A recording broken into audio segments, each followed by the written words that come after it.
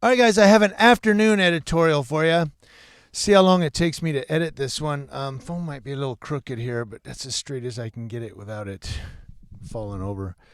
Anyway, but I'm going to give you an afternoon editorial here. Now, someone sent me one also about the NYPD, and the guy was tased in front of his daughter in a bodega. I watched that video, and I'm going to have to side with the cops on that one from what I see. The guy kept saying, she bit me on the lip. She bit me on the lip. And I don't know what he's talking about because the video starts late. He's already fighting with the cops. The cops, they could have went Fight Club on this guy, and they were really professional in my opinion.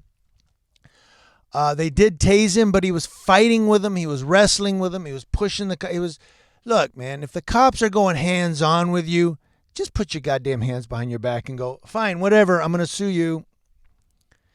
Okay, this guy was going Fight Club with them, and I need more on that one to hold the cops accountable, because what I saw in the video, we don't know what happened 3 to 5 minutes before that. I mean, what if the guy really did commit a crime? What if he hit a woman or something because he kept saying she bit me on the lip? So I don't know. I'm going to have to side with the cops on that one based on the video footage. Here's another one, though, from 6 years ago that someone just shared today on the internet, and I just saw it on YouTube. And I went and watched it, and then I looked up the story, which comes to us today from USA Today. I'm going to give you this one as quickly as I can. But like I said, it's from about 5.5 years ago. On this one, I'm going to let you guys decide who's right and who's wrong. Now, it comes to us, like I said, from USA Today. Thank you, USA Today, for this story. Police in Michigan released a cell phone video recorded by a deputy called to investigate an African-American man who was walking with his hands in his pockets in 2014, providing the mirror image of an encounter that went viral over the holiday weekend. This was December 2014. In a reflection of how both police and civilians are increasingly sensitized to recording their encounters after the August shooting of Michael Brown, the videos show the white deputy pulling out his iPhone and pressing record after the black man, Brandon McKean, started to record the encounter on his own phone. McKean, 25, on Thanksgiving Day, posted a video of the deputy stopping him on the sidewalk in Pontiac, Michigan, to question him. When McKean asks why he's being stopped, the deputy says, "You were making people nervous." McKean asks why that was, and the deputy explains it's because McKean was walking by with his hands in his pockets. McKean protests the stop, saying that walking back and forth with his hands in his pockets shouldn't be cause for alarm. He keeps calm, but he sounds exasperated, explaining his tone is because of the whole police situation across the country. This is outrageous. The officer, who is also measured, responds that he is obligated to investigate such a report and would do the same for any caller. At the close of the video, the men appear to part peaceably, with the white officer offering to high-five McKean. In an interview with WXYZ Detroit, McKean says that's the first time he's ever been high-fived by a police officer. The video was viewed 4.4 million times on Facebook and 736,000 times on YouTube, which is a longer version of the encounter. On Monday, the Oakland County Sheriff's Office released the deputy's recording of the encounter and the 911 dispatch call from the business. The name of the deputy wasn't released.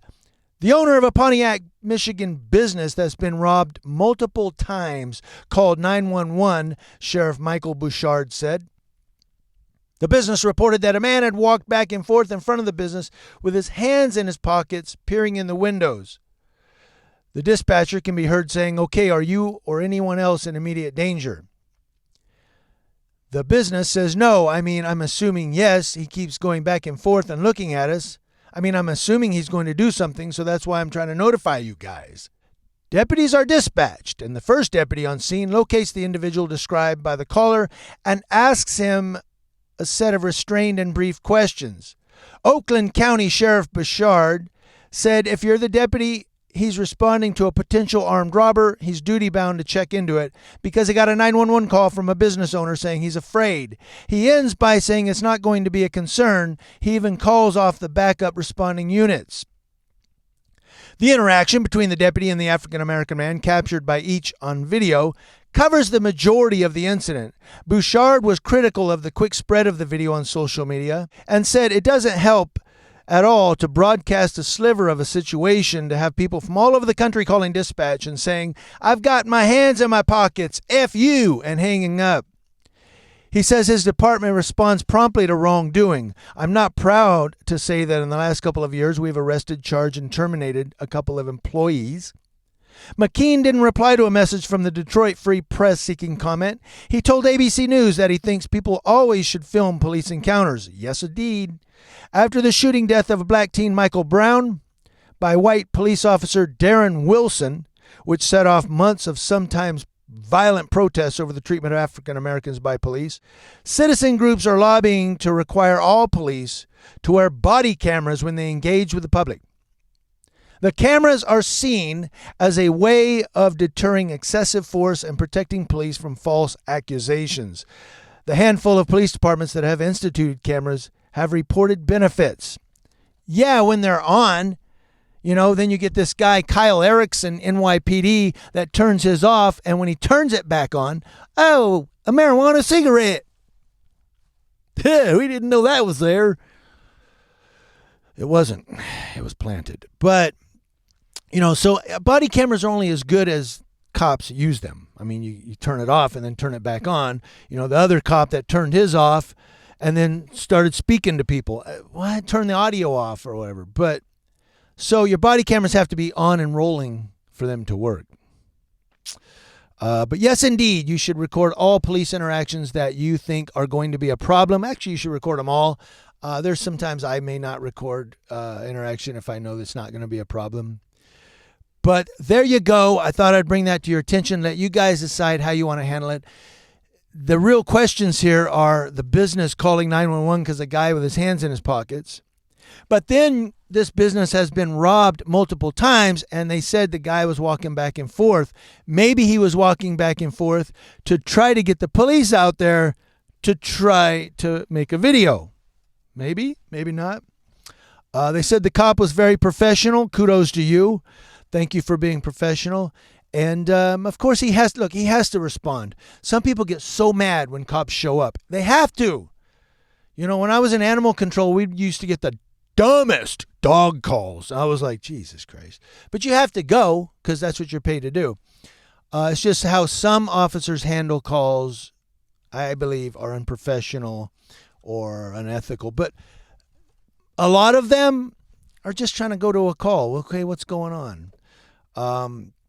But he handled it appropriately. He said, okay, we got a guy walking here. What's going on? He called off backup and said, no, it's just a guy walking.